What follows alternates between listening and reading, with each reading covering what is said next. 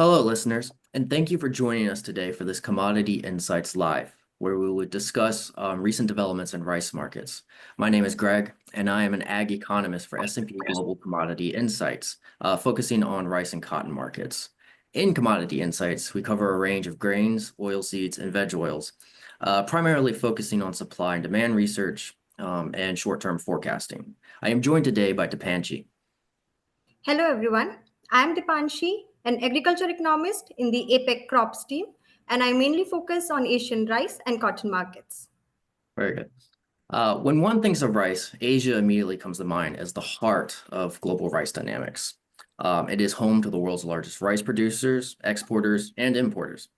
However, rice isn't just a staple food, it's also culturally significant to the countries in that region. So today, let's dive into the key players in the rice market, primarily focusing on India, the world's largest rice exporter, and how its policies influence global trade and prices. That's a fascinating topic. India truly holds an important place in the global rice trade. But before we delve deeper into Indian policies, Greg, would you mind sharing some context about how the world rice prices have been trading over the past decade? Definitely. So, over the past 7 to 8 years, 5% broken white rice prices have mostly hovered around $300 to $450 per metric ton.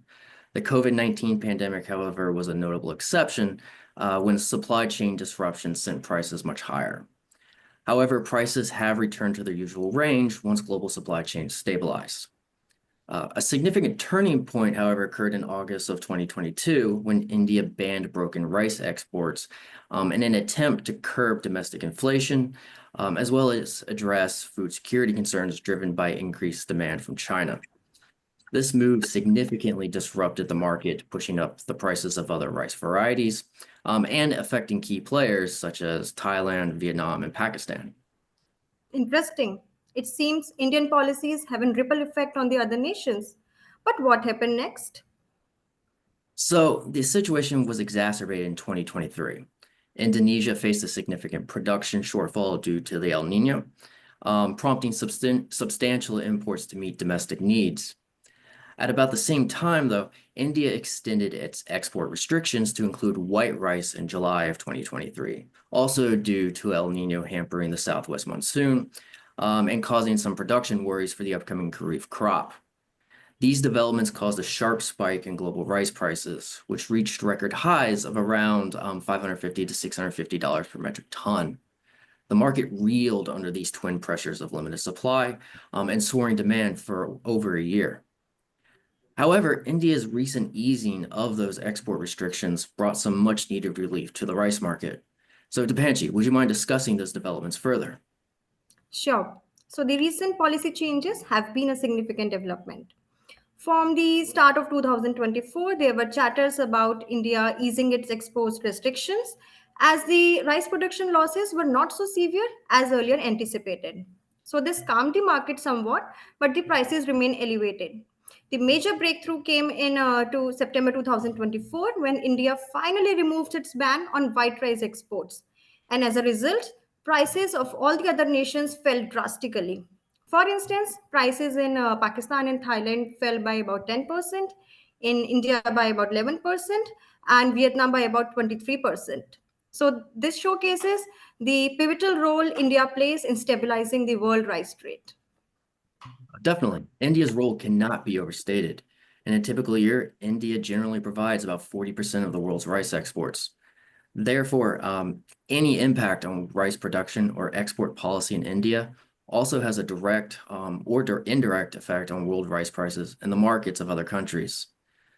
This year, India is poised for a record crop of somewhere between 144 and 145 million metric tons, and that's for marketing year 24-25, definitely significantly raising its export prospects. Exactly. So, several factors have contributed to this remarkable production. Rising domestic as well as international demand has incentivized farmers to grow for increased sowing. If I specifically talk about 2024, favorable weather conditions due to southwestern monsoon, specifically in southern India, and shift towards alternative crops in northern India boosted the Kharif rice plantings. Additionally, Rabi rice plantings are also going on very well thanks to the optimal soil moisture levels.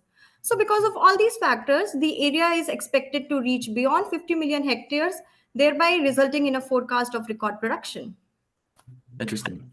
However, I believe production was not the only factor in India's decision to loosen those restrictions. What else helped make that decision? Yes. So, apart production, the rising stock levels were also a key factor. As of January 1st, the rice stocks with the Food Corporation of India stands at 29.09 million metric tons, 60% higher year over year. So that not only supports domestic demand but also opens export opportunities for India in the years going forward. Very good. But as we already discussed, India has a considerable impact on world markets. How did other countries respond to India's export ban when it was in place? So when India bans its white rice export in 2023-24, its market share fell from about 40% to just 33%. But that provided a platform for other countries to rise. For instance, Thailand's share rose from about 12-14% to 16 to 18%. Vietnam from 12-13% to 16 to 17%, and Pakistan from just 7 to 9% to about 11%. Also, Pakistan was able to establish good ties with the European and African nations, and Thailand and Vietnam were able to capture the Southeast Asian markets because of their logistic advantage and superior quality rice. Very good. But with how will these countries now adapt with India back in the game? So, India's return into the global rice trade will undoubtedly restrict the export opportunities from all these players. Also, reduce import demand from Indonesia because of favorable weather conditions, resulting in good production, will aid to this factor. So, but regardless, generation of demand elsewhere will prevent the export volumes from all the other players to fall drastically. For instance, falling rice prices internationally, because of that, China may take advantage and build up its stocks level, which has been falling recently.